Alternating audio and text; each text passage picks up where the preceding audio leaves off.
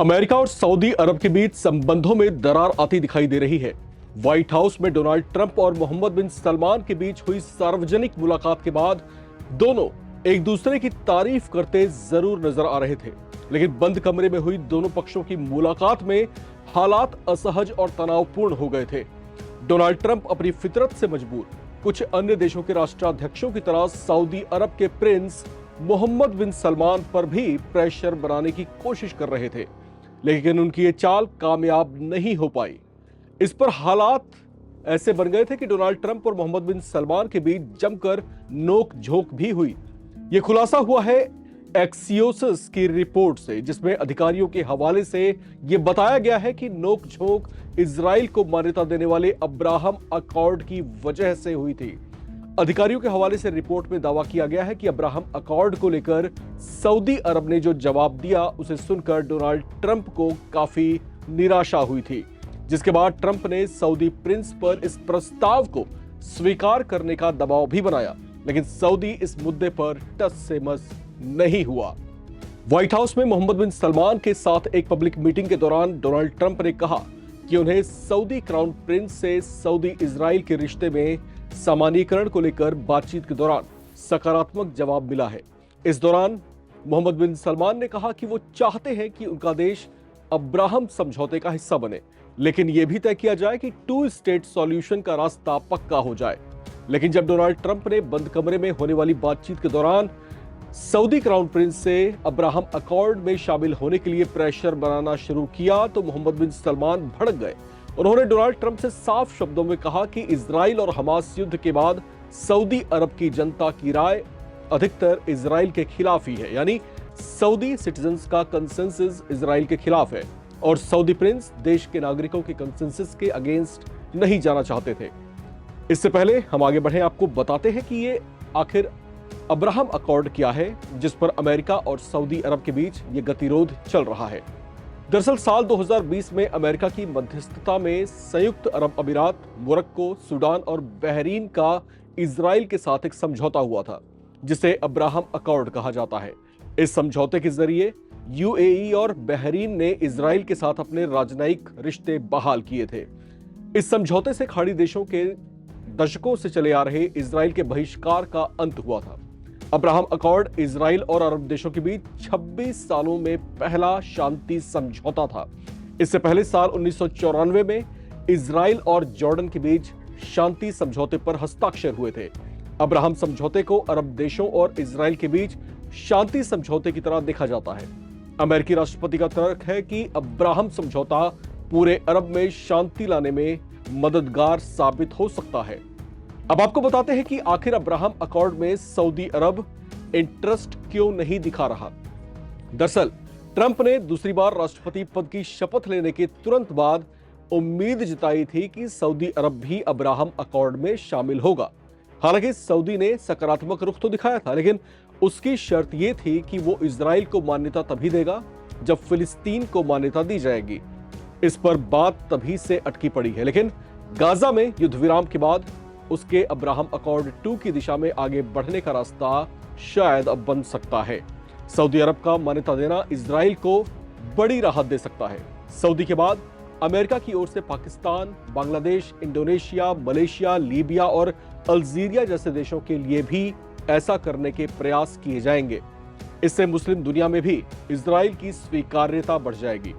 Saudi अरब, Pakistan, Indonesia जैसे मुस्लिम देश Israel को अभी भी मान्यता नहीं देते हैं, जिससे इजराइल एक देश के रूप में अंतर्राष्ट्रीय अस्तित्व पर सवाल उठते रहे हैं। अब एक्सियोसिस की जो रिपोर्ट है उसके मुताबिक हाल में हुई ट्रंप और मोहम्मद बिन सलमान के बीच जो मुलाकात हुई थी उसमें सऊदी अरब की ओर से इजराइल से रिश्ते सामान्य करने को लेकर उसी शर्त को दोहराया गया है। सऊदी ने कहा है कि इजराइल को तय करना होगा कि एक निश्चित समय के अंदर एक फिलिस्तीन देश का निर्माण हो, उसकी सीमा तय हो और वो सीमा ऐसी हो जिसे बदला ना जा सके। एक यूएस अधिकारी ने एक्सियोसिस को बताया कि 2 स्टेट सॉल्यूशन एक मुद्दा है। हालांकि उन्होंने रिश्ते सामान्य करने के लिए कभी मना नहीं किया। कुछ बुद्धिजीवियों का कहना है कि डोनाल्ड ट्रंप की middle east policy pressure policy वाली ज्यादा दिखाई दे रही है। वे मिडिल ईस्ट में इजराइल की मौजूदगी को मजबूत तो करना चाहते हैं, लेकिन अपनी शर्तों पर। इसके लिए वे खाड़ी देशों पर अलग अलग तरीके से दबाव बना रहे हैं, लेकिन मिडिल ईस्ट के सबसे बड़े देश सऊदी अरब पर उनकी ये जोर आजमाइश नहीं चल पा रही है। जबकि ट्रंप जानते हैं कि इजराइल के पक्ष में अब्राहम अकॉर्ड को सऊदी अरब की ओर से मान्यता दिया जाना क्या अहमियत रखता है। ट्रंप चाहते तो हैं कि सऊदी इजराइल को एक देश के तौर पर मान्यता को स्वीकार करे, लेकिन ट्रंप ये स्पष्ट नहीं कर रहे हैं कि क्या वो फिलिस्तीन के बारे में भी ऐसा ही सोचते हैं और उसे एक देश के तौर पर मान्यता दिए जाने के प्रयास करेंगे। अब यहां खाड़ी के कुछ देशों को अमेरिका और इजराइल पर संदेह भी है कि वो आहिस्ता आहिस्ता आने वाले दशकों में फिलिस्तीन के भूभाग पर भी कब्जे करवाना चाहते हैं। इजराइल का सीमा विस्तार पिछले कुछ सालों में एक नजीर की तरह है। स्थितियां सबके सामने हैं कि किस तरीके से इजराइल ने जो है अपनी टेरिटरीज को लगातार बढ़ाया, उसकी विस्तारवादी नीतियां जो है किस तरीके से जो मानचित्र में उसके आकार को बढ़ाती चली गई।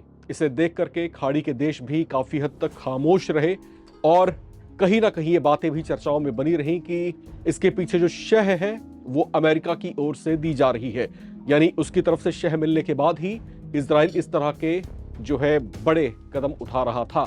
लेकिन क्या यहां पर सऊदी अरब की तरफ से जो प्रस्ताव है 2 स्टेट सॉल्यूशन का, क्या अमेरिका इसको स्वीकार करेगा, ये इस समय बड़ा सवाल बना हुआ है। सऊदी अरब ने साफ तौर से कहा है कि वो जो है इजराइल को मान्यता देने के लिए तैयार है, बशर्ते फिलिस्तीन के बारे में भी अमेरिका विचार करे। और अगर 2 स्टेट सॉल्यूशन पर अमेरिका कदम आगे बढ़ाता है तो सऊदी अरब ने संकेत दिया है कि वो इजराइल को एक देश के तौर पर मान्यता दे भी सकता है। लेकिन फिलहाल स्थितियां स्पष्ट उसकी ओर से नहीं की गई हैं, जो डोनाल्ड ट्रंप के लिए फिलहाल निराशाजनक बात है। अब इसे लेकर के उनकी जो पॉलिसी है मिडिल ईस्ट में वो क्या कुछ रहने वाली है, इस पर जो है तमाम तरह की चर्चाएं चल रही हैं। आपने पीछे जिस तरीके से देखा कि मिडिल ईस्ट में अमेरिका की दखल बढ़ती हुई आपने देखा, और पीछे जब ईरान के ऊपर जब अचानक हमला कर दिया था अमेरिका ने, ये कहते हुए कि वो जो है अपने न्यूक्लियर जो क्षमताएं हैं उसको बढ़ा रहा है, तो उसको नियंत्रित करना बेहद आवश्यक है। उसके B-2 बॉम्बर्स ने उसके जो है जो एटॉमिक स्टेशंस जो थे वहां पर जाकर बॉम्बार्डिंग कर दी थी। इसके अलावा जब हमने ये भी देखा कि इजराइल जिस तरीके से हमास के ऊपर लगातार अटैक्स किए जा रहा था, जिस तरीके से गाजा में हालात बिगड़ते ही चले गए, इसके बाद भी जब कुछ देशों ने इसके खिलाफ आवाज उठाने की कोशिश की तो अमेरिका की तरफ से कहीं ना कहीं एक दबाव बनता हुआ भी दिखाई दिया। ये कहीं ना कहीं एक साफ तौर से इशारा था, ये समझने के लिए काफी था कि इजराइल के पीछे अमेरिका खड़ा है और पूरी मजबूती से खड़ा है, और ये एक थ्रेट है उन तमाम देशों के लिए जो इजराइल को जो है तिरछी निगाहों से देखते हैं। ये जो है एक अघोषित तौर से एक तरह की धमकी है अमेरिका की कि अगर इजराइल पर किसी ने भी हाथ डालने की कोशिश की या फिर उसके खिलाफ किसी भी तरह की गतिविधि में वो शामिल हुआ तो अंजाम बेहद बुरा हो सकता है। ये स्थितियां हम लोगों ने देखी हैं, और फिर जिस तरह का गतिरोध पूरे गल्फ में दिखाई दिया था वो कहीं ना कहीं जाहिर करता है कि ये जो हालात हैं इतनी जल्दी सामान्य होने वाले नहीं है। फिलहाल इस रिपोर्ट में इतना ही। बाकी अपडेट्स के लिए आप बने रहें, देखते रहें नवभारत टाइम्स।